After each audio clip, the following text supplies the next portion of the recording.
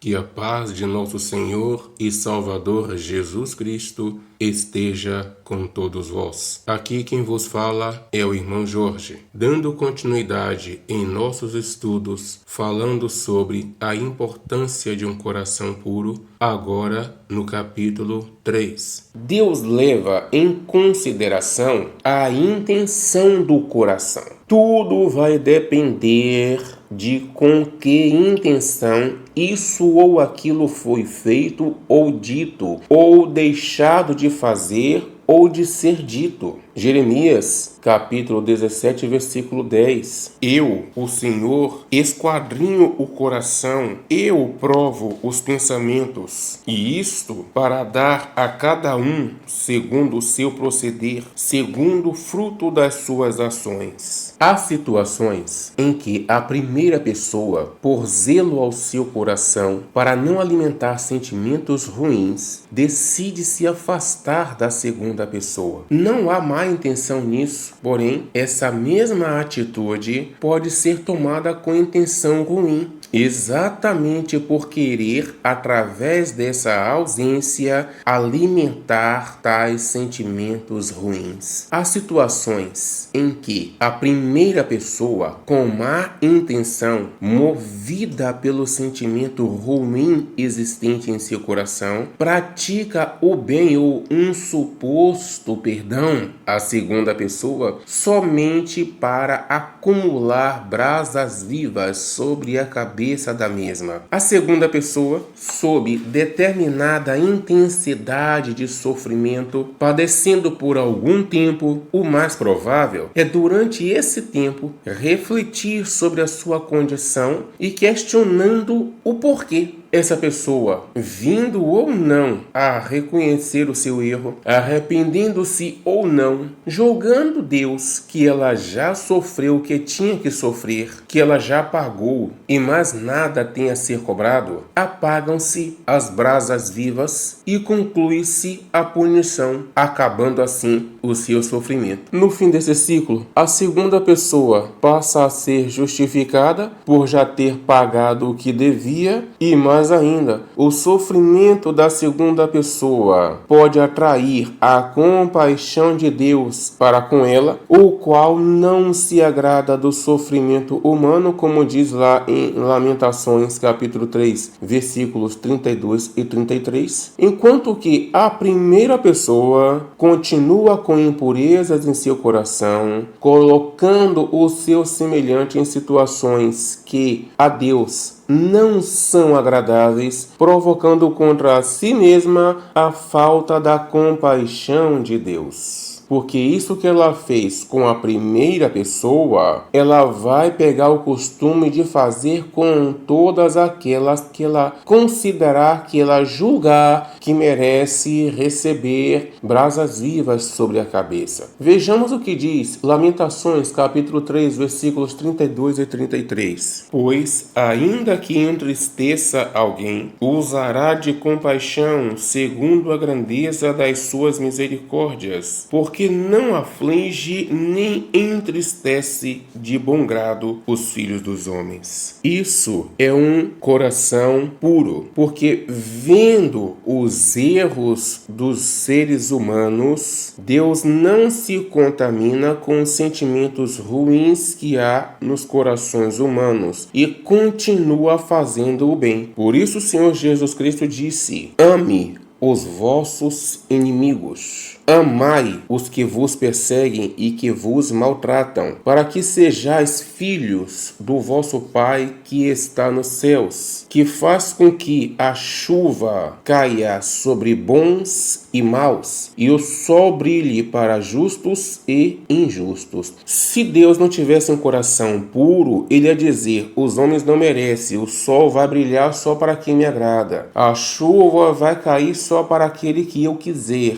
Mas Deus não não faz isso, porque o coração dele é puro. Por isso ele não se agrada, mesmo vendo que o sofrimento humano é consequência dos erros, das escolhas dos próprios seres humanos. Ele não se contamina com esse sentimento ruim de dizer: você não merece, não vou te dar. Ele mantém o seu coração sempre puro, não volúvel, sempre constante, firme. E nessa provocação a Deus que essa primeira pessoa faz, acumulando brasas vivas na cabeça dos seus adversários, nessa provocação, a primeira pessoa pode fazer cessar a tolerância de Deus em relação a ela mesma, a ponto de se diminuir o tempo que o Senhor estava lhe concedendo para limpar o seu coração. Isso acontecendo no estado de espírito em que aquela alma estiver.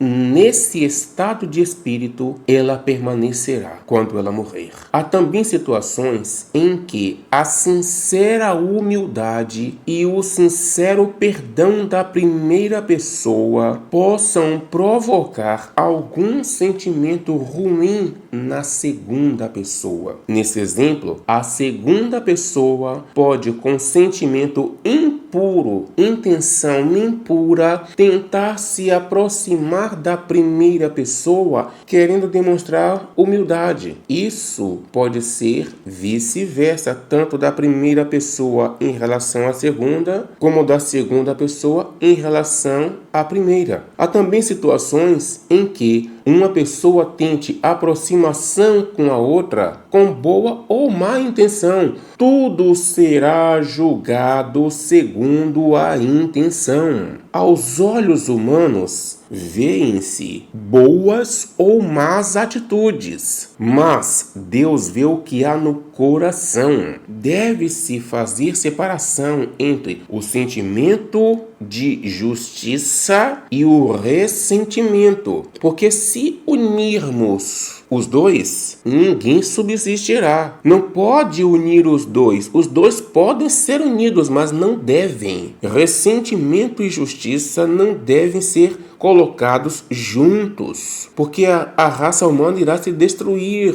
pois sempre vai haver quem nos cause motivos justos para entregá-los ao sofrimento, ao castigo, às brasas vivas. Sempre vai haver. Toda pessoa injustiçada ou injustamente maltratada, perseguida, ferida, excluída ou angustiada é provocada a clamar por justiça e será atendida. Com certeza será atendida, que Deus vai atender. Por isso o Senhor Jesus Cristo disse: amai os vossos inimigos. Porque se você clamar por justiça contra o seu inimigo, o seu clamor vai ser atendido. E assim não se aplicará a misericórdia. A queixa sendo justa, o Senhor a ouvirá, não com prazer, mas a receberá, por ser justa, e dará a sentença. A expressão dar, quando se diz assim, dar legalidade ao diabo, quer dizer, dar a ele motivo justo, verdadeiro para a acusação.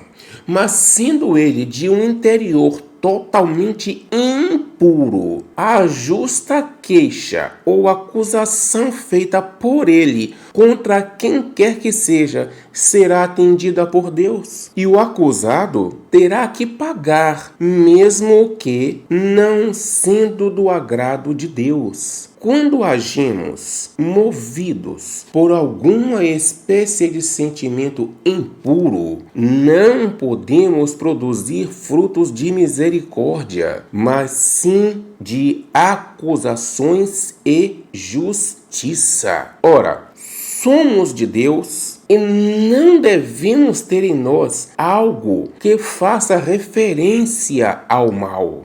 Eu não estou dizendo que a justiça é mal, mas ela pode ser usada para o mal, principalmente se ela for clamada por causa de algum sentimento ruim. Quando toleramos e superamos, somos mais capazes de perdoar e somos a semelhança de Deus. Por quê? Porque alguém com coração mau nos provocou. Se mantivermos o coração puro, a impureza do coração dele não nos contaminará e assim o perdoaremos. Mas se ele nos provocou e nos contaminamos com a impureza dele, iremos clamar contra ele e Deus nos ouvirá. É justo? É. Porém, Deus está vendo que o meu clamor contra ele é fruto da contaminação com que o meu coração foi contaminado. Por isso, Jesus Cristo manda que ore. Não é orar contra. Ele disse: ore pelos que vos perseguem e vos maltratam.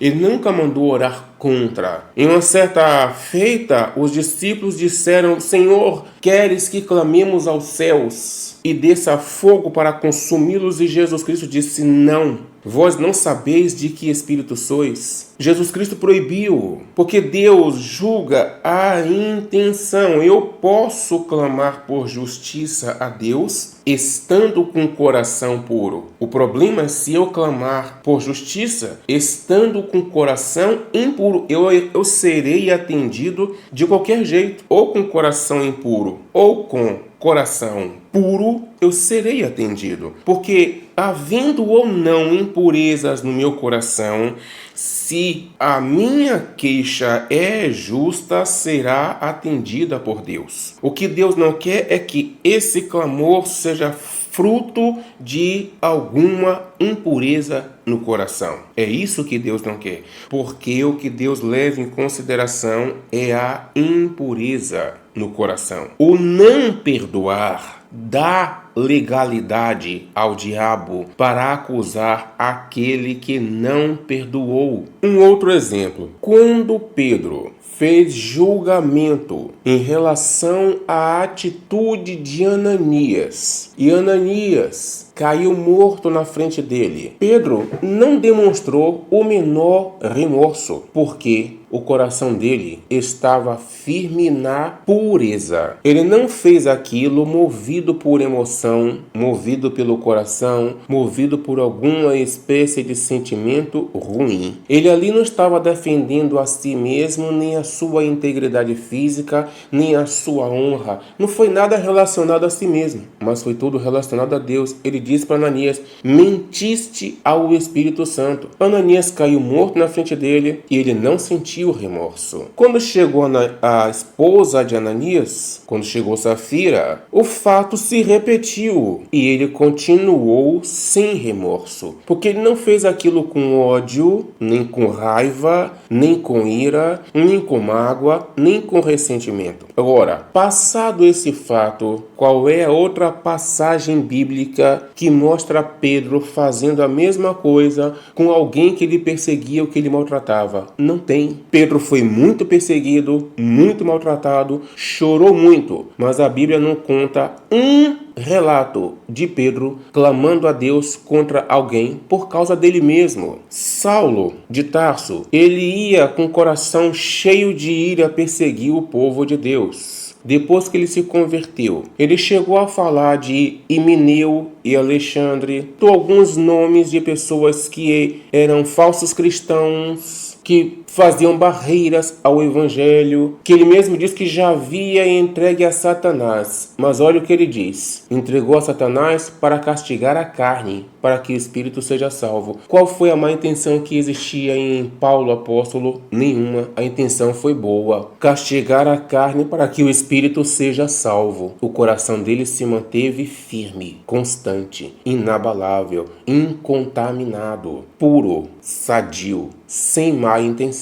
O não perdoar dá legalidade ao diabo para acusar de forma justa aquele que não perdoou, acusou e colocou brasas vivas sobre a cabeça de alguém. Vejamos que diz 2 Coríntios capítulo 2, versículos 10 e 11. A quem perdoais alguma coisa, também eu perdoo, porque de fato o que tenho perdoado, se alguma coisa tenho perdoado, por causa de vós o fiz na presença de Cristo, para que Satanás não alcance vantagem sobre vós. Ele está dizendo com isso que, se eles não perdoassem, Satanás alcançaria vantagem sobre eles. Isso porque ele também tem sentimentos impuros, também não perdoa, também acusa e Deus nunca lhe perdoou. Então, ele cobraria de Deus que não julgue com 2 pesos e nem 2 medidas, mas sim com equidade, pois ele sabe que Deus é justo para com todos. Como é que Deus não o perdoou por esses motivos e agora perdoará a outro que, semelhante a ele, também agiu movido por sentimentos impuros? Com esses exemplos, quero fazê-los entender que Deus quer que sejamos tal como Ele é, colocando o amor acima da justiça e não a justiça acima do amor. Quanto a isso, nos diz a carta de Tiago, no capítulo 2, versículo 13: porque o juízo é sem misericórdia para com aquele que não usou de misericórdia, ou seja, que não usou de amor. A misericórdia triunfa sobre o juízo, ou seja, o amor triunfa sobre o juízo. Deus quer que sejamos como Ele é, perdoadores, tolerantes, não acusadores, como é o caso do maligno, o qual, por conveniência, faz uso de justiça em detrimento da misericórdia, como é dito no livro de Apocalipse, no capítulo 2, versículo 10, que ele nos acusa diante de Deus de dia e de noite, a nós e aos nossos irmãos. Não imitemos o que é mal. Daremos continuidade nesse tema no próximo capítulo. Peço a cada um de vocês, meus queridos e amados irmãos, que me ajudem nessa tarefa de pescar almas para o Senhor Jesus Cristo, enviando para os seus contatos estas mensagens, estes ensinamentos. Não deixem de repassar, para que sejamos todos juntos, úteis naquilo que é produtivo para o reino de Deus. Como disse o Senhor Jesus Cristo: vinde após mim e eu vos farei pescadores de homens. Me ajudem nesta tarefa, divulguem